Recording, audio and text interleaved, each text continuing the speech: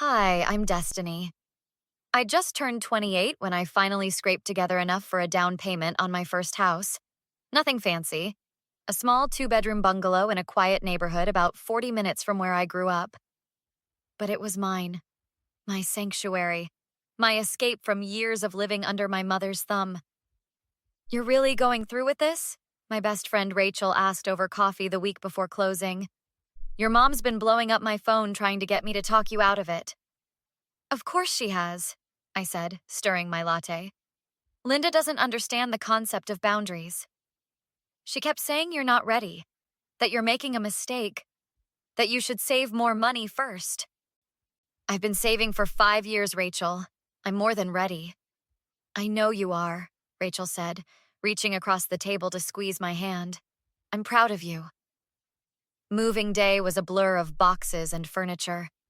My boyfriend Marcus showed up with his truck and 3 of his buddies. Where do you want this? Marcus asked, carrying my dresser through the door. Master bedroom, left side of the room, I called out. And thank you again for helping. Are you kidding? I've been waiting for you to get out of your parents' place for years, he said with a grin. Now we can actually have date nights here without your mom interrupting every 5 minutes. Don't remind me, I groaned.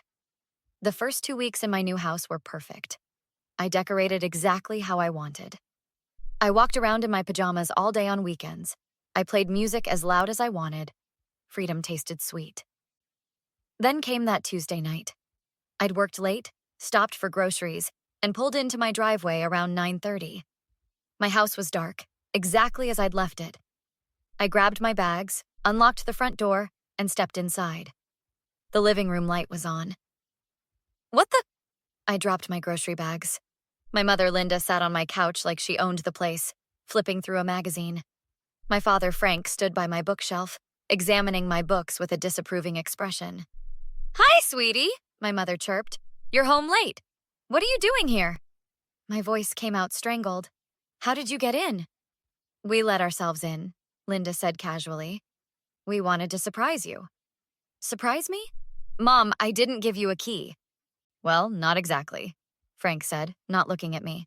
When you were at work last week, we stopped by the locksmith where you got your keys made. We told them we were your parents and that you'd sent us to pick up a spare set. My blood ran cold. You did what? Don't take that tone, Linda snapped. We're your parents. We have a right to check on you. A right? I could barely breathe. This is my house. Technically, the bank owns most of it, Frank muttered. Are you seriously? I stopped, trying to control my anger. Get out, now. Linda stood up slowly, her expression hardening. Destiny Marie, we drove 40 minutes to see you. I don't care if you drove from Alaska. Get out. We just want to make sure you're taking care of the place properly, Linda said. I noticed you haven't cleaned the bathroom. And your kitchen. You went through my entire house? My hands were shaking.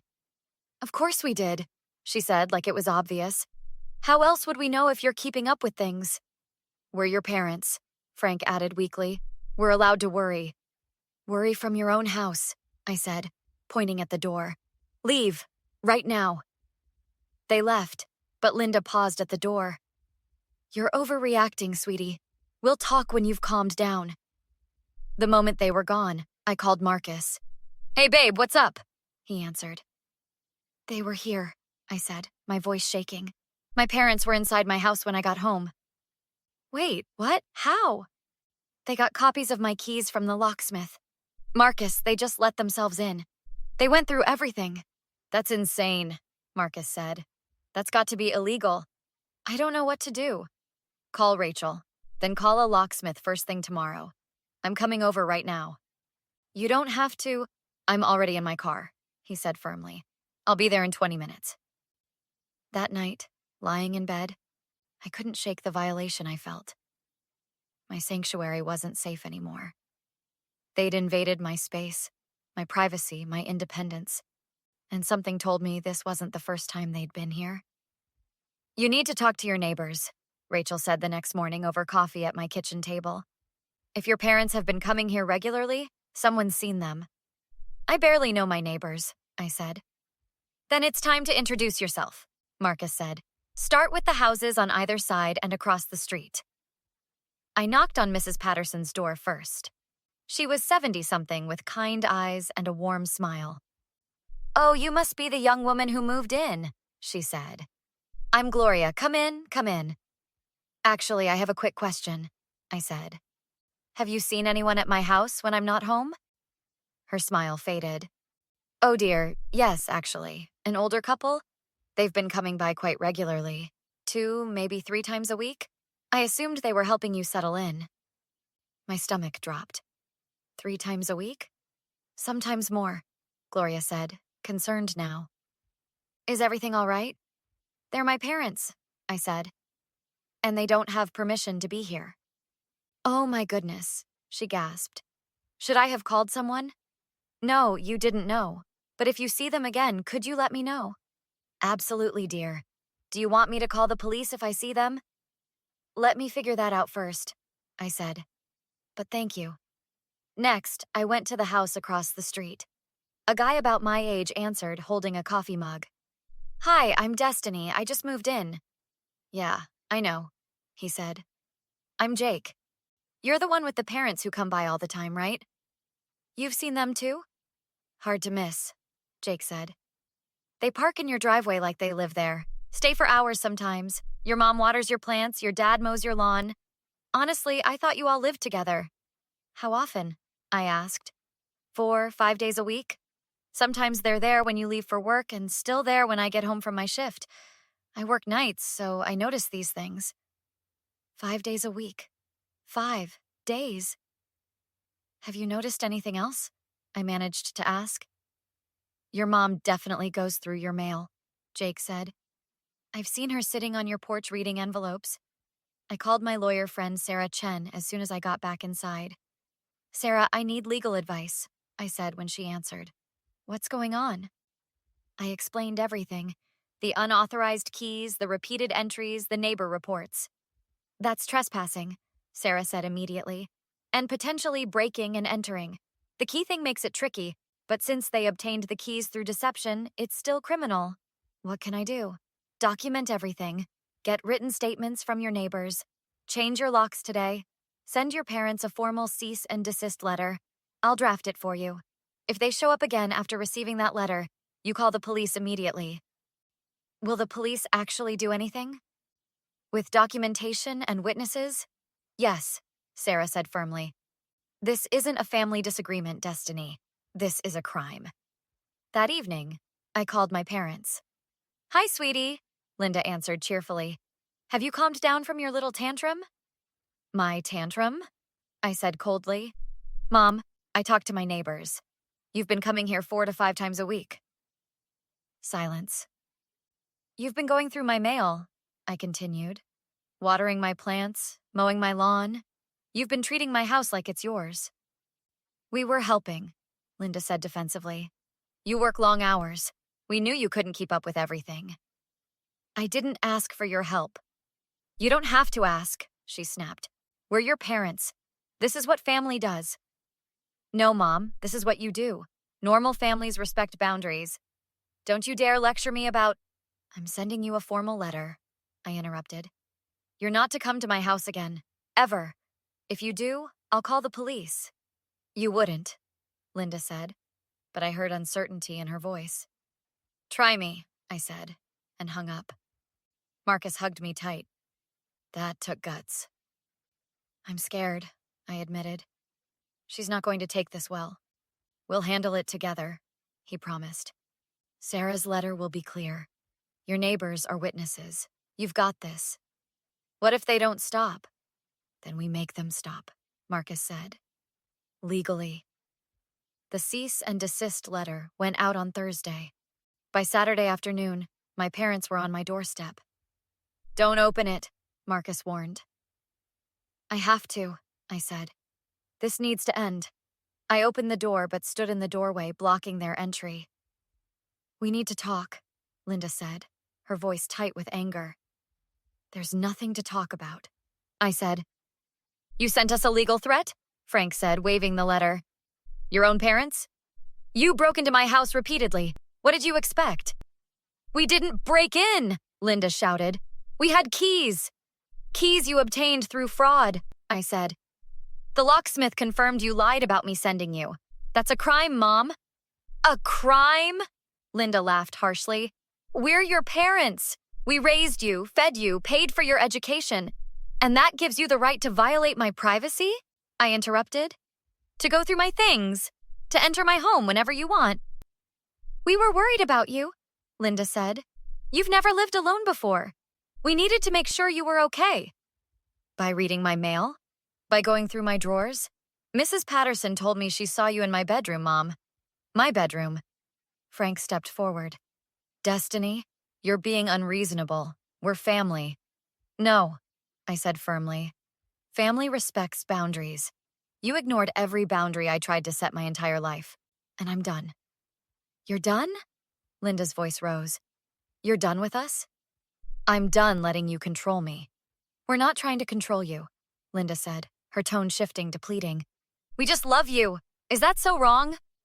Love doesn't involve deception and trespassing, I said. Trespassing, Frank scoffed. Listen to yourself. We're your parents, not criminals. You committed fraud to get those keys, I said. You entered my property without permission, repeatedly. That's the literal definition of trespassing. We're sorry, Linda said suddenly, tears appearing. Okay, we're sorry. We went too far. We'll give you space. Just please don't cut us out. I don't believe you, I said quietly. Destiny, please. How many times have you apologized before? I asked. How many times have you promised to respect my boundaries, only to cross them again the next day? Linda's tears vanished, replaced by cold fury. You ungrateful little... Linda, Frank warned. No, Linda shouted. After everything we've done for her, we sacrificed everything to give her a good life, and this is how she repays us? By wanting privacy, I said. By wanting to live my own life? You're making a huge mistake, Linda hissed. You need us. You'll fail without us. That house, you'll lose it within a year. Get off my property, I said. We're not going anywhere until you listen to reason, Frank said, moving closer. Dad, back up. Or what? He challenged. You'll call the police on your own father? Yes, I said, pulling out my phone.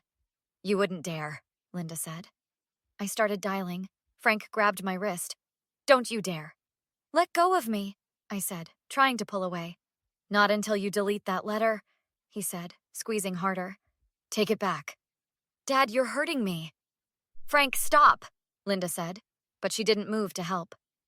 Marcus appeared in the doorway. Get your hands off her, now!